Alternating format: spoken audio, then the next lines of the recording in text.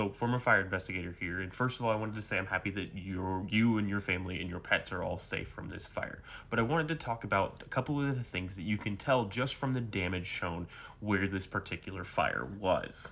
So the first thing I want to talk about is this damage on the wall right here. Now, it's likely that this particular fire didn't burn very long and had a very low fuel load. You can tell that because of this pattern right here. So you can tell it's wider at the bottom and it goes to a point at the top. That happens when a fire burns for a very quick time, has a very small amount of fuel, because a normal fire, your fire will burn up and out and the flames will go up the side and they will burn out. So you'll have like a V pattern up the wall. But in this case, you have the opposite, which indicates that the flame didn't actually reach the ceiling. All of this damage that you see above here is all heat and smoke damage. This is actual flame damage right here.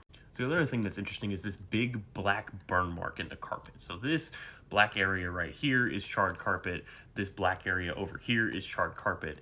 This part right here has burned through the carpet, through the padding, down to the subfloor.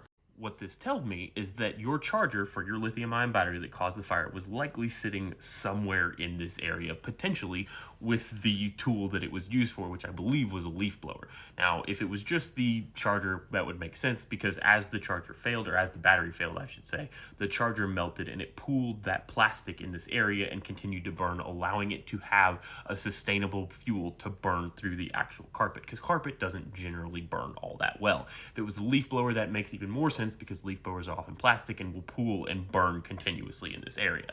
I'm guessing that it was just the charger and the battery, because there's not really all that much damage. Everything else is pretty much all smoke damage.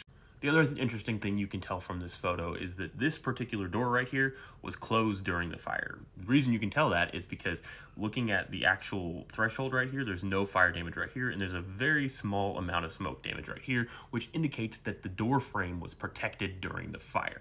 Now, you do have a little bit of fire damage right here. It's likely that as you walk out this door, you come through and step right here, so you have a little bit of a wear pattern in the carpet right here, which is lower than this area over here. So as this melted, it ran down this direction and burned directly here in front of the door. It's also possible that this door could have a draft in this little section right underneath it. As your fire goes along, it kind of gets pulled towards this oxygen source, but it's unlikely because you'd expect some fire damage here. But yeah, overall conclusion is this is a very short-lived fire with a very low fuel load, which makes sense considering where it's at. It's looking like this is a garage. This is a cabinet. It likely just sits here and charges so that you can take it out to the garage to use your leaf blower whenever need be.